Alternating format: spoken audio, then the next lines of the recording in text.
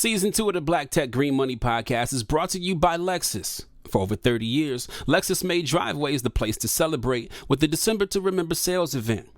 Find exclusive offers on popular Lexus models now through January 4th. Experience amazing at your Lexus dealer. Afrotech 2017, San Francisco, California. Michael Seibel, CEO at the renowned accelerator Y Combinator, is on stage fielding questions and gets asked a dual-sided question from a solo founder about 1, will having no team prohibit her from getting into YC, and 2, how to successfully raise money in Silicon Valley. I think the Valley is marketed extremely poorly. And I think that the tech funding world is marketed really poorly. And let me be specific. There's the idea that you come out to the Valley and you have a business and you can raise millions of dollars to make that business huge. That's a lie. That's straight up a lie. And if you think about it, if you're a venture capitalist and you have hundreds of millions of dollars to give out money, you like that lie. I'd rather have everyone come to me, everyone come here, and basically be able to say no to 99% of people than to have people trying to figure out should they talk to me or not. No. So the question that you have to think about is, where are you in the set of businesses where you can raise money? So if you think about it, right, the only reason why people are willing to give millions of dollars to startups is because they think they can make tens or hundreds of millions back. That's the only reason. It's not has anything to do with your dreams or your aspirations or what you want to do in the world or your customers are doing good. None of that shit's important. When someone hands you $1 million, they want to see 10 back. And it turns out that across all different types of businesses, there's only a very small sliver that can do that. It's unreasonable a business should be able to do that. You can have an extremely successful restaurant that can't do that. You can have an extremely successful retail store. You can have tons of extremely successful businesses cannot produce that. So I think the question is, if you want to access the capital here, how close can you look to a company that can produce that? I'm Will Lucas, and this is Black Tech Green Money. I'm going to introduce you to some of the biggest names, some of the brightest minds, and brilliant ideas. If you're black in building or simply using tech to secure your bag, this podcast is for you.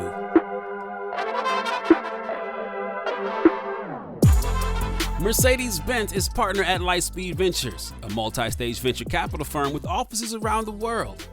Previously, she served as an executive at a VR startup and a general manager at General Assembly, which was acquired in 2018, where she oversaw a multi-million-dollar business line. She's an African-American of Bermudian, Grenadian, and Colombian heritage and was named 40 Under 40 for tech diversity. I asked Mercedes about what industry accelerations are happening because of COVID that interest her as an investor.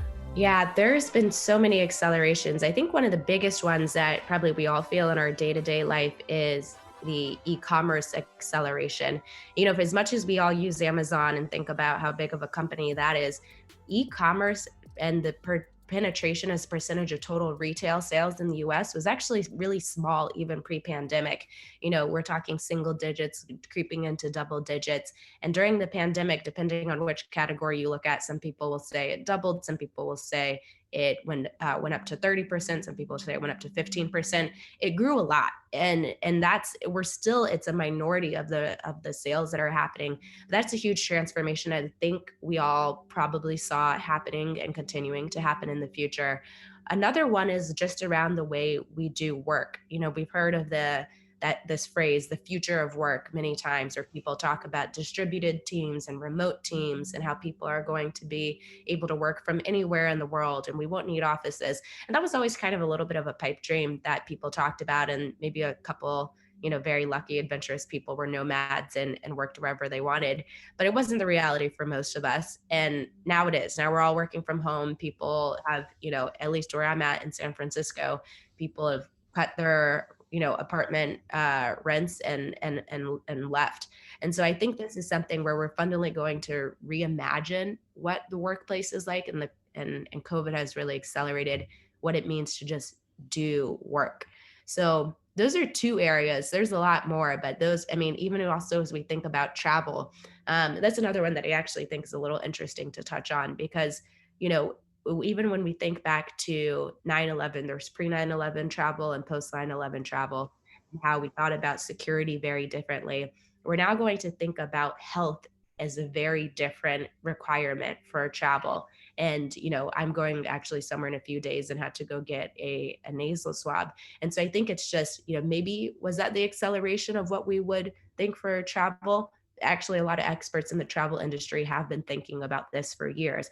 What is the future of health in travel? And yeah, we've accelerated into that really quickly too. For particularly, where's the opportunity then, particularly when you talk about the future of work and being distributed and even the retail side? When I think about anybody building retail in direct to consumer or whatever, you're competing against the Amazonification of everything because consumer expectations are now so high.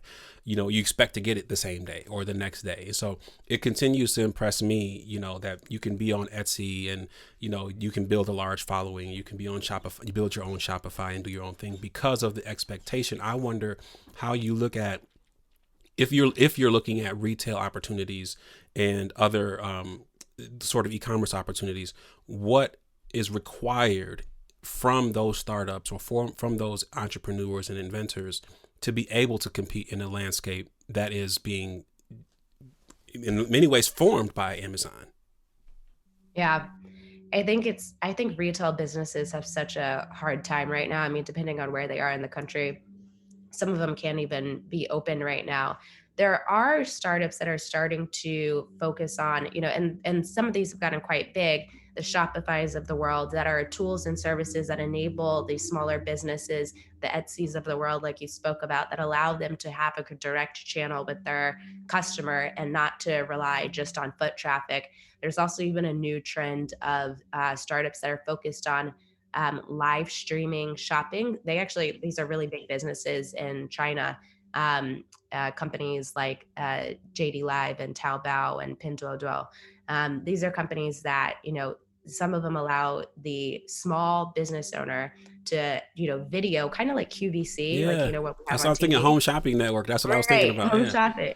Exactly, and do it all via app and say, "Hey, here's what I have in my store. Do you like this? How about this vintage jacket? How about this, craftsman thing?" And then just have people directly sell it right from the app. And so these ideas haven't taken off in America quite yet, but there are startups that are kind of working to even that playing field. Particularly when you think about education. I know you're big and very passionate about the education. You had said the future of K-12 is a world of personalized learning, and this was a post about COVID, but K-12 technology adoption has lagged the broader market. What's changing about education, particularly regards to the new opportunity that COVID provides? Everything. Everything has changed about K-12. And I always used to kind of ponder the question of why has education been slower to adapt technology than other industries. Also, I think this is healthcare is another industry where that's been the case. When there's these industries that are very much so service-based, very heavily people-oriented, they employ between healthcare and education, they employ two of the largest professions in the United States, 3 million teachers, way more nurses than that. And when you think about this, their service is actually hard to automate and hard to replicate. When you go through a top 10 list of what are the jobs that are going to be most AI or automation proof, teaching is always up there and in the top because it's a really hard thing to do. I don't think people appreciate teachers nearly enough for the multitude of tasks that they're accomplishing at once. I mean, they're caring for an individual and managing their emotional state. They're making sure that they are paying attention and focused and engaged. They're trying to convey information that in a way that's interesting and unique to them. And they're doing that for 20, 30 people at once who often are, so young that this is actually really difficult things for them. So teachers do they're heroes. They do amazing stuff. But yeah, I think in terms of ed tech and where we're going with K-12 and what COVID's going to allow, I mean, everyone got sent home. Now all these teachers are having to figure out all those tasks I described they do. How do they do that from the screen? It's actually almost impossible to do a lot of that from the screen. But what I think COVID does give us the opportunity then, and given that the normal way they do their job is so hard, we have to have technology. We have to have tools come in to help aid them. And I do firmly believe that to get to the goal of personalized learning, which is a world where every child is met exactly on their level for the information they need, that's curated to their interests. For example, if someone was teaching me, back in elementary school, they would have done a lot about like animals and nature, and they would have done a lot about music and singing. And like, if they could have framed every chemistry lesson with those type of, inputs, I would have probably been really good at chemistry. I'm terrible. But like understanding what everyone needs and being able to pull them along there. So to go back to what I was saying, basically, to really have that work with live people and teachers, you're going to have one-on-one.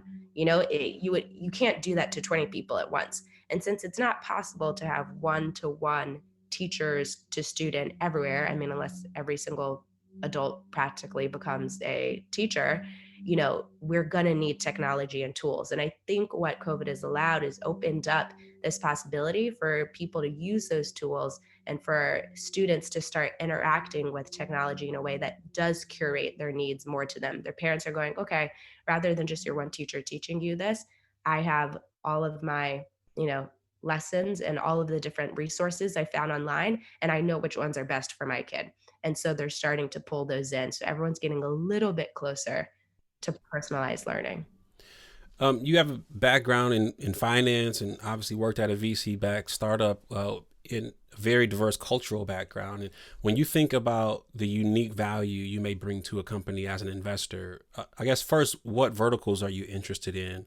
And then what do you believe is the value you uniquely add to the companies that you invest in? I hope I add a lot of value. We'll have to ask the founders I've invested in. But I invest in fintech, edtech / future of work, and consumer. Consumer is quite broad. It can mean anything: experience economy, social media, e-commerce, new ways to do retail, all of that. And of those three sectors, I mean, I'm really passionate about all of them. I worked, as you talked about earlier, in ed tech for several years. I've worked in the space in one way or another as an academic or as an operator, as an investor for the last 8 years. Fintech is something I think I'm super passionate about, just because financial inclusion, especially for our people, is such an imperative. If we want to see equality and economic prosperity, a lot of that has to come through innovation and financial products. And consumer, I mean, all of the businesses I worked at as a startup operator when I was, leading these big teams, were all consumer businesses. So I just understand and know their playbooks a bit better. And in terms of, your second question, in terms of, what value I provide, I think part of the value I provide is, one, having been an operator. There's wonderful VCs that have done finance their whole time, but for me, I don't know that you can truly have the empathy that is really required to connect with the founder on that level if you haven't gone through the trenches of what they're going through. I think back to my early days. I've worked at startups. Well, I've also founded my own small business. It was a consulting business, not venture backed, so a little bit different. But I've worked at VC backed startups that were, 5 people, 10 people, 20 people. When I started my own business, it was one person. So like the very, very early stuff of like, wow, I have to be on the customer support hotline for 8 hours today because there's no one else to do it. And just the drain. And I remember working 16-hour days, like starting at 8 a.m., working until 3 a.m.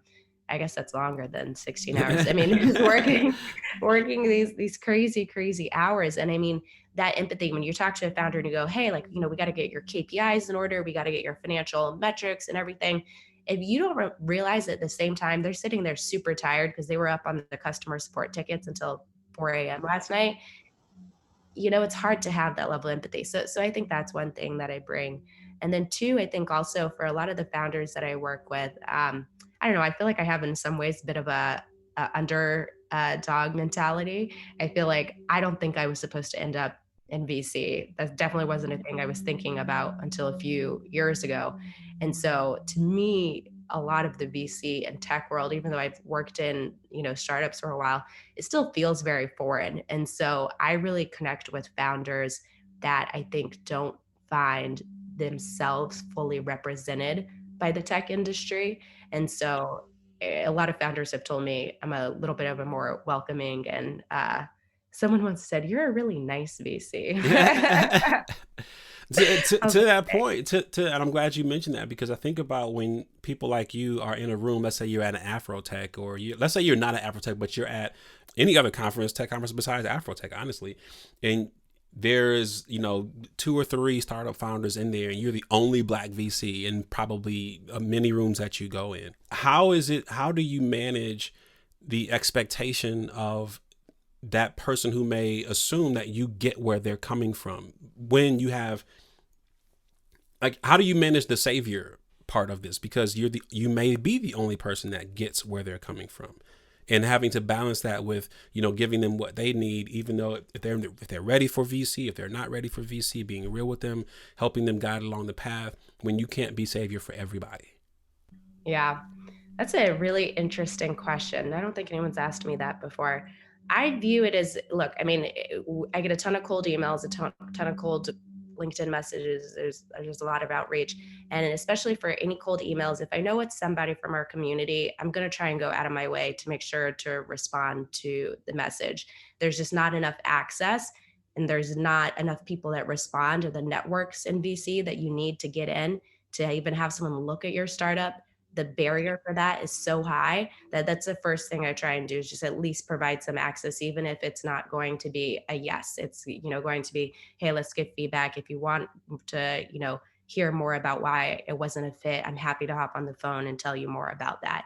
And I think there's a really delicate balance I also try and strike between, being real with someone and telling them, hey, this isn't a fit. You're maybe not ready for this stage of investing.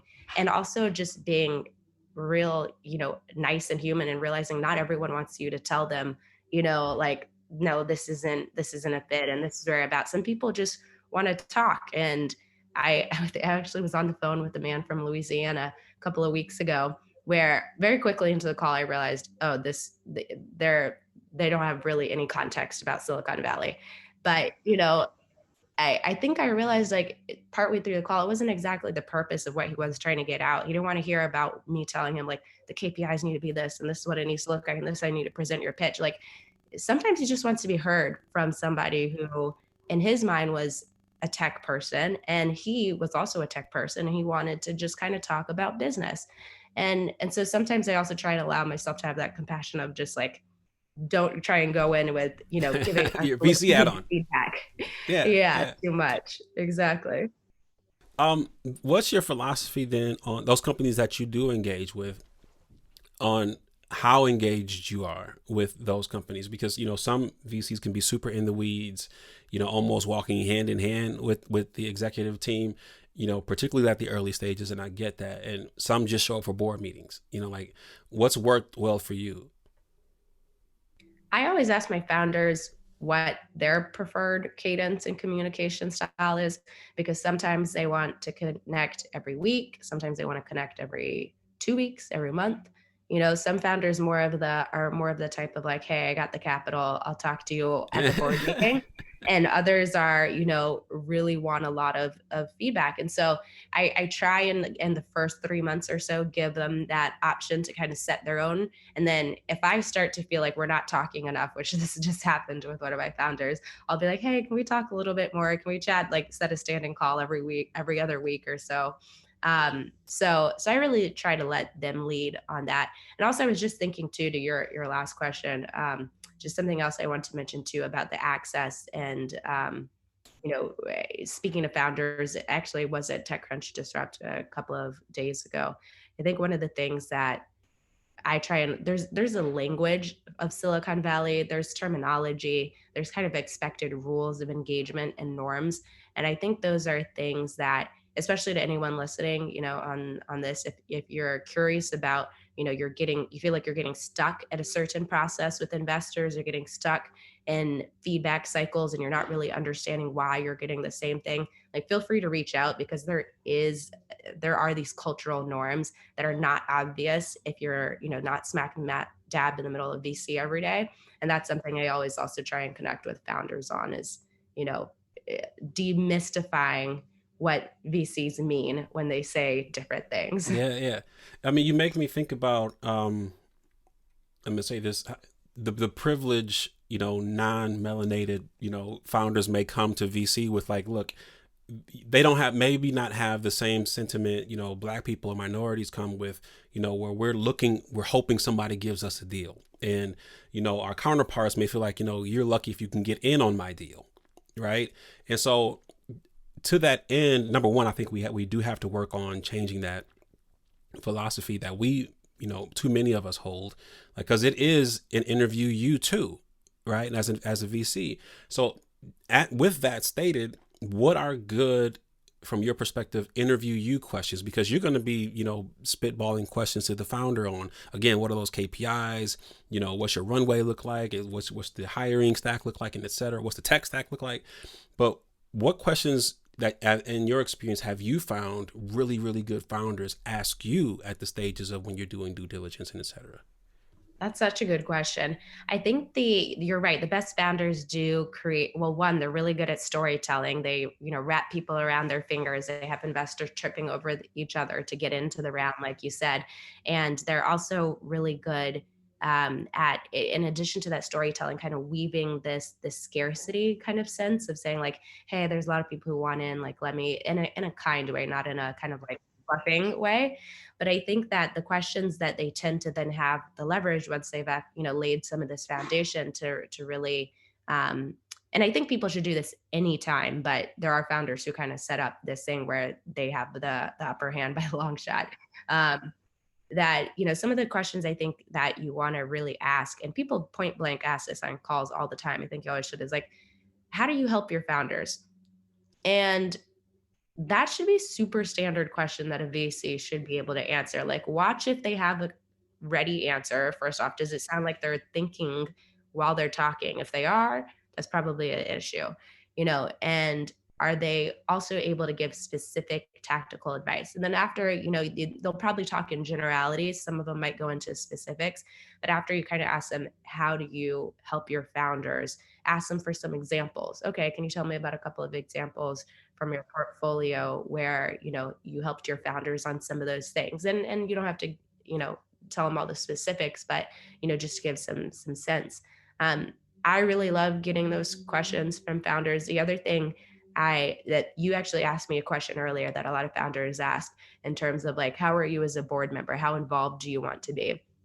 Because especially this can be one of the downsides of being a former operator VC. Sometimes former operator VCs really want to get deep in your business. Yeah. They want to be building it right. All right. They want to be rolling up their sleeves. They want to be on the phone with you, which can be nice, but it can be a little bit too much. Yeah. And so I think getting a sense of like, what are their expectations around how often they're going to chat. I always say, like, I follow your lead. A lot of VCs aren't going to say that. They're going to say, well, look, I set meetings every single week. I'm going to, back in the pre-COVID times, like, I'll come by your office once a week. And, and that might be not what you want as a founder. So I think those are a couple of good questions to hit on.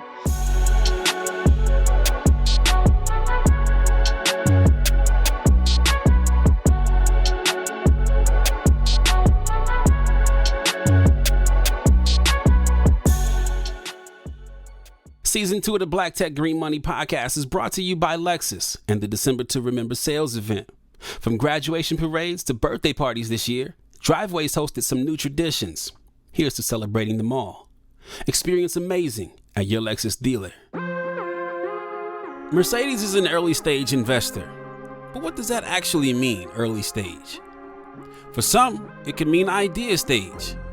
For others, some traction, or $10,000, $20,000, $30,000 a month in revenue. It means different things to different people. Mercedes speaks on it. Yeah, early stage for me is probably closer to what early really the earliest founders would consider mid-stage, even though that's not a thing. So I'm investing mostly at the Series A. That's kind of like my target investment area. That's when, if you're an enterprise SaaS business, you have 1 million in ARR. If you're a consumer business, e-commerce, you might have 6 to 12 million in annual revenue. These are rough benchmarks, not, set numbers. And for me, what it means at Series A is that you're post product market fit. You've already found your sales engine and your channel, and you're starting to take off, and you're really growing the business. And now it's about, how do I add on resources? How do I add on talent to continue what's working and make it work? Other people, when they say early stage, they might mean seed, which a Silicon Valley seed versus maybe a rest of the country or rest of the world seed can also mean different things. Or they might even, now there's a new category, pre-seed, because now what are we going to call it next? Right. Pre-seed? Right. Because Or they seeds are at might- $1 million now in Silicon Valley. Yeah, I mean, I see founders raising $4 million seeds all the time. Wow. And a lot of people are also doing where they raise 2 seed rounds and then a Series A, because I just think the expectations for what people are expecting out of a Series A continue to grow and grow and grow. But it's interesting. It depends on the sector. Actually, in fintech, where companies are raising at, they're raising Series A at much lower revenue thresholds and benchmarks than almost any enterprise or consumer companies. But for most of the enterprise and consumer companies, they're looking for a later and later stage. With particular respect to Black founders, and you said, you're investing at the A round primarily. With respect to Black founders, which I know you got into venture to work with marginalized communities and et cetera, are there really enough Black founders at the A round stage to make that mission, that personal mission you have, or the global mission for our culture viable? Like, do we have enough Black founders that are positioning themselves for the A round? And if we're not, where are we falling off as an ecosystem to prepare people for that? I think the A round is probably one of the hardest rounds for Black founders to raise. At least this is what I'm seeing. And there are certain categories where there's more Black founders concentrated than others. For example, fintech, there's actually a lot of Black founders in fintech, I feel, relative to the rest, probably because they know the story firsthand from their communities about financial inclusion and its importance. Another sector where I see a lot of Black founders is in a lot of things related to culture. Obviously, Blavity itself, is Black founders. And I think that's another great space, entertainment. So when in those sectors, no, there's not a dearth of founders at Series A. I see tons all the time. And a lot of the other sectors, it's a little bit more hit or miss.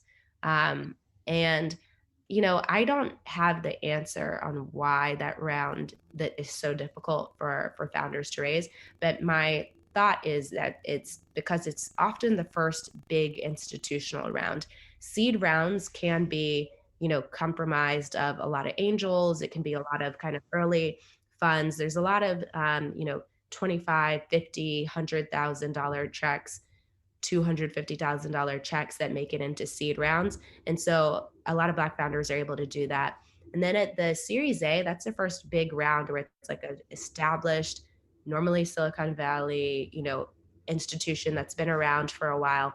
And honestly, I don't think their networks are at most of these big firms are conducive to Black folk because there's no Black folk working at them. And 2, I think that it's the scrutiny level is really high. And anytime the scrutiny level for a round is really high, a lot of bias creeps in because you're purposely trying to scrutinize everything hard. And so you start making a lot of there's always something wrong with a Series A business, but it's how much you get yourself to believe that it's okay that there's something wrong with that business. And I'm not sure that all marginalized and minority founders are given the benefit of the doubt when is that thing that's wrong with the business. You had mentioned in a previous interview that you wanted to be a VC to, among other things, be a part of the change as you were introduced to the world of business finance, cost of capital and et cetera, that's things that you previously didn't know, right? But the white guys knew it. And how do you view your role as an investor to think more holistically about investments, particularly because you're targeting these, communities, marginalized communities. How do you think about that when you have to think more than just about returns? Since, as you mentioned, your passion is the marginalized communities. Yeah, I mean, I actually do believe I'm very big of the double bottom line of the all of the B Corps. I do believe that you can build really big businesses by doing good. And so, when you think about, especially in education and fintech, two of the sectors where I invest the most, you to build a really big business, you have to serve the full population. I would never, not would never, because I don't want to say never, but I can't really I see myself investing in an education company that only serves, the top 10%, because it's just going to be a small market. And so I think that if you're going to build these outcome businesses that we're looking for at Lightspeed, we're looking for $1 billion businesses, 2 billion, 5 billion-dollar companies, that you have to be able to serve the whole population. So I don't view it necessarily as a either or. I'm glad you mentioned that, because it segues nicely into another quote I heard you talk about was from Jeremy Liu, who's one of your bosses who hired you. He was interested in increasing diversity among women investors, racial minorities, and et cetera. And he's a consumer investor. And you talked about he was the first investor, first check into Snapchat. If a company has a large percentage of Black women, Latinos, and their audience base is largely those things, they have the potential to drive culture, and there's probably a lot of opportunity with those.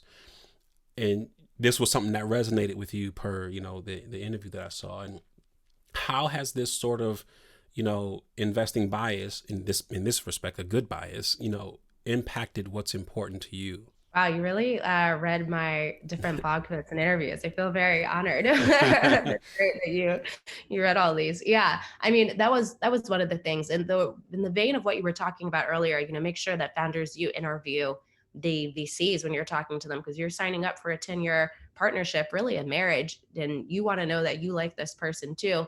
I thought about the same thing when I was going in and interviewing for VC firms.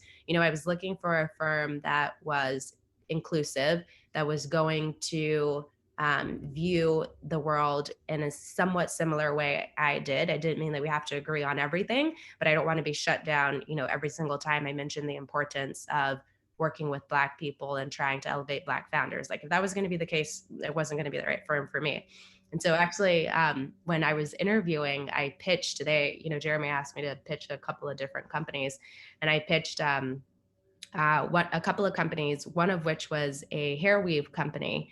And, for me, this was kind of like one of my little tests that was in my interview process with a lot of firms, was like, what's your response to me pitching, a hair weave company that's primarily used by Black women? Like, do you immediately question whether this is a market that has any potential, or do you are you open-minded, and or do you go, wow, yeah, I actually know the research and I've seen that big businesses can be built in this space?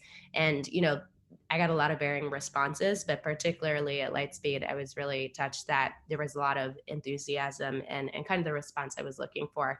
In addition to that, Lightspeed has a lot of women investors. I think we're at up to maybe 10 or 11 out of 28, 29 investment partners in San Francisco that are women, which is totally different than a lot of firms. So sorry, I'm getting a bit off track, but one, that was what attracted to me, and I related to your earlier question. And then in terms of, sorry, just to make sure I understood the rest of your question as well. Yeah, I'm just thinking. I think about the bias, of looking for marginalized founders, and how that Yeah. plays into a part of how you think of it. Yeah, exactly. So, as consumer investors, what the quote kind of Jeremy had said, and he said this well before I ever, joined, was that what we're looking for a lot of the times is we're looking for a consumer company that has tapped into pop culture. Because often companies that are able to gain a foothold and tap into an element of pop culture are going to just have these natural lifts. It's going, they're going to sustain a lot better. If you're fighting for every user that you acquire and trying to explain your relevance, it's a lot harder of a business. But when you really tap that thread, businesses take off.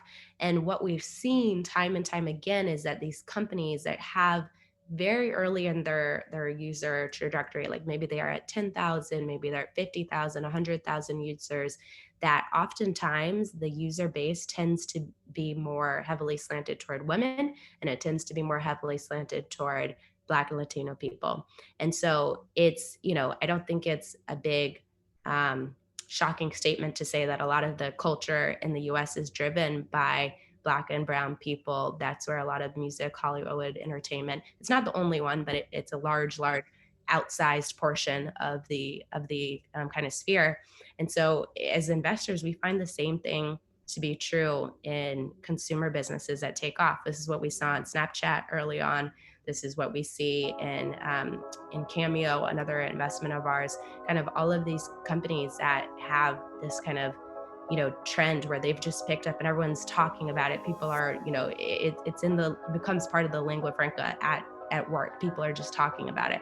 So that's something we always look for. I think it's, like you said, good bias.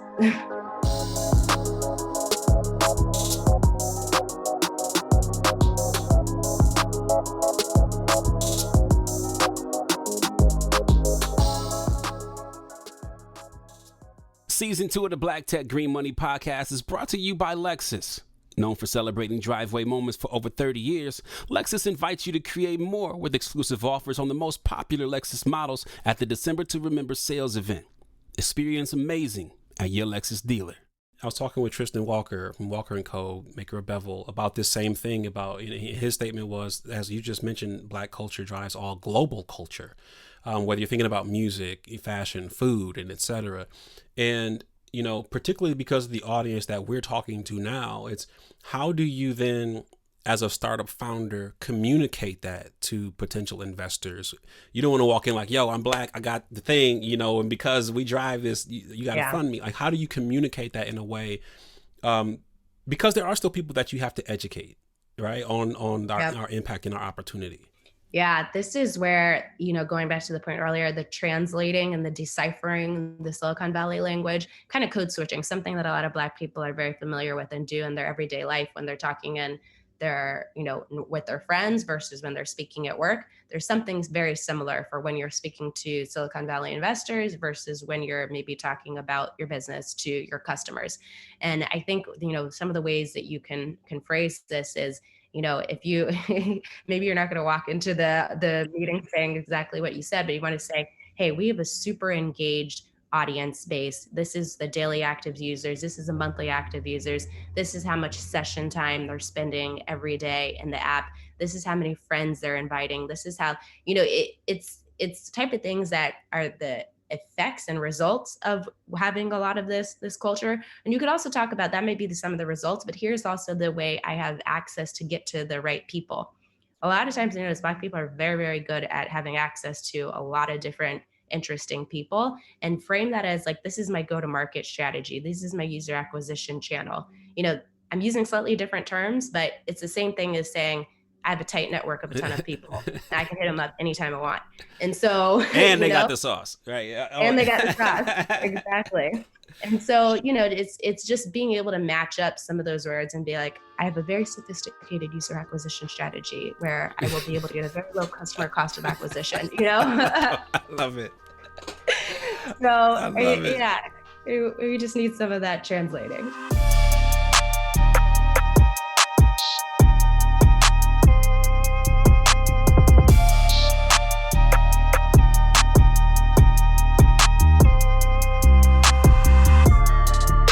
Black Tech Green Money is a production of Blavity Afro Tech and is produced by Morgan DeBarn and me, Will Lucas, with additional production support by Love Beach and Raven Earboard. A special thank you to Micah Davis and Sakara Savanyan, like the wine, and yes, that's his real name.